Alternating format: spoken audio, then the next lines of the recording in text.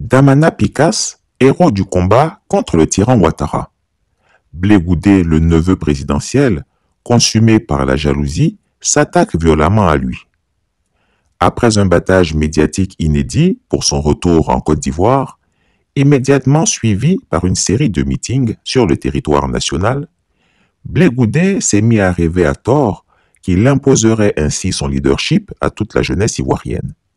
Il s'est même autorisé à défier et à humilier publiquement son ex-mentor, le président Laurent Gbagbo. Sacrilège. Les petites foules amassées à ces meetings, financées par Alassane Ouattara, lui ont fait perdre la raison au point de s'imaginer dans son petit cerveau devenir le prochain président de la Côte d'Ivoire. C'est bien ce rêve que le charismatique patient de Damana Picasse vient d'anéantir en quelques meetings. En effet, non seulement le phénomène Picasse s'est déployé avec succès, mobilisant de nombreux Ivoiriens, bien plus que les meetings folkloriques de Blé Goudé, mais plus encore, on a vu un Picasse courageux tenant un discours dense et intelligible. Alors qu'il avait juré à ses ouailles de mettre Damana Picasse aux arrêts, le vieux Grigou a été contraint de reculer car le peuple ivoirien s'est mobilisé et le PPACI s'est dressé pour dire non. Bien qu'entendu par un juge, le camarade SG Picasse est ressorti libre, un vrai combattant pour la démocratie en Côte d'Ivoire. Voir Damana Picasse aussi brillant, admiré et applaudi par les militants, est insupportable pour Blé Goudé, dont les entrailles sont tiraillées et torturées par la jalousie. Quand Chris Yapi a écrit sur les tribulations et autres trahisons de Blé Goudé, il s'est trouvé des énergumènes pour s'égosiller sous mes publications.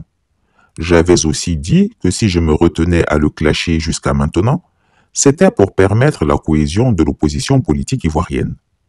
À présent qu'il a choisi Alassane Ouattara, l'octogénaire supermenteur, comme oncle, qu'il a décidé d'allier son cogep au RHDP et de s'attaquer ouvertement au président Laurent Gbagbo, il a franchi la ligne rouge. Il aura désormais tous les enfants de Laurent Gbagbo que nous sommes contre lui. Voici un crapaud qui se pense plus gros qu'un bœuf. C'est lui avec ses proverbes ou fables à la noix qui veut se comparer à notre Woody national. Qui est-il ce prétentieux? La trahison de Charles Blé Goudé ne date pas d'aujourd'hui. Mais le président Laurent Gbagbo, avec sa sagesse légendaire, n'a pas voulu crucifier cet opportuniste dangereux.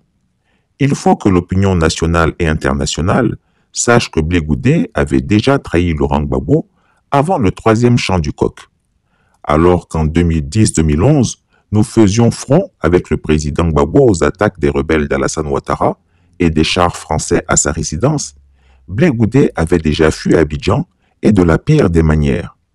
Premièrement, il a harcelé le président Gbagbo afin qu'on lui remette la somme de 500 millions de francs CFA pour, disait-il, aller mobiliser la jeunesse ivoirienne pour affronter les chars français et faire échouer le coup d'État.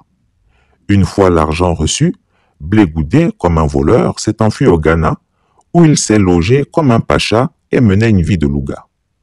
Pourtant, c'était le moment où la résistance se faisait massacrer par centaines à Abidjan.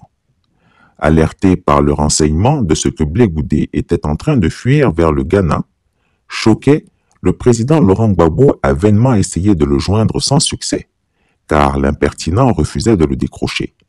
Ce qui est impardonnable ici, c'est qu'une fois au Ghana, Charles Blé Goudé a tourné kazakh. En effet, il a bataillé pour entrer en contact avec Ahmed Bakayoko afin de négocier seul sa capitulation.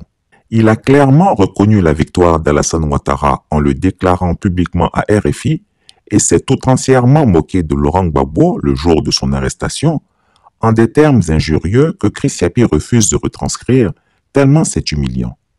Les actes de trahison de Blé Goudé sont innombrables. Mais notre Woody lui a passé ses caprices d'alors. Dites-moi, qu'est-ce qui a poussé Blé Goudé depuis la haie à créer son parti politique, le COGEP? Pourquoi ne milite-t-il pas dans la formation politique du président Gbagbo, dont il prétend être le fils? Pourquoi s'attaque-t-il régulièrement à son ex-mentor dans ses interventions caustiques? On le voit depuis son retour en Côte d'Ivoire faire le tour des bureaux pour remercier ses bienfaiteurs. Qui ne se souvient pas des déclarations de Cissé Bakongo qui indiquaient de façon à peine voilée que Blé Goudé depuis la haie bénéficiait de son aumône. À l'époque, quand Christiapie en avait parlé, l'on avait crié au loup. Mais comme la vérité finit toujours par triompher, on est obligé d'admettre l'évidence. Et tenez-vous bien, nous ne sommes pas encore au bout de nos surprises.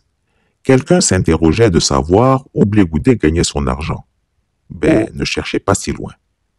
Avouons que c'est bien Blé Goudé lui-même qui a déclenché les hostilités, certainement à la demande de son oncle, Alassane Gaspard Dieudonné Ouattara, alias Chameau. C'est pourquoi Christiapie veut déjà marquer son soutien sans faille à Damana Picasse, qui a eu le courage de dénoncer la forfaiture infâme de Blé Goudé le Coigny, le conteur politicien. Christiapie le met au défi, lui qui a toujours réponse à tout, de venir répondre aux éléments que j'ai énoncés sur sa fuite au Ghana et ses nombreuses trahisons. Blé Goudé trahit toujours. La suite dans mon prochain article.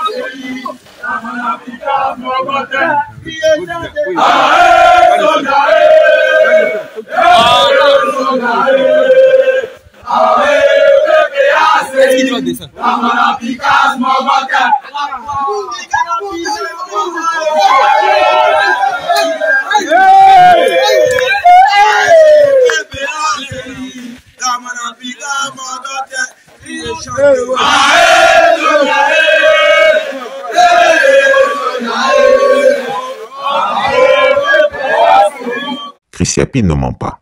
Retrouvez Christiapie sur ses deux chaînes YouTube, sa chaîne Dailymotion, Instagram et VK.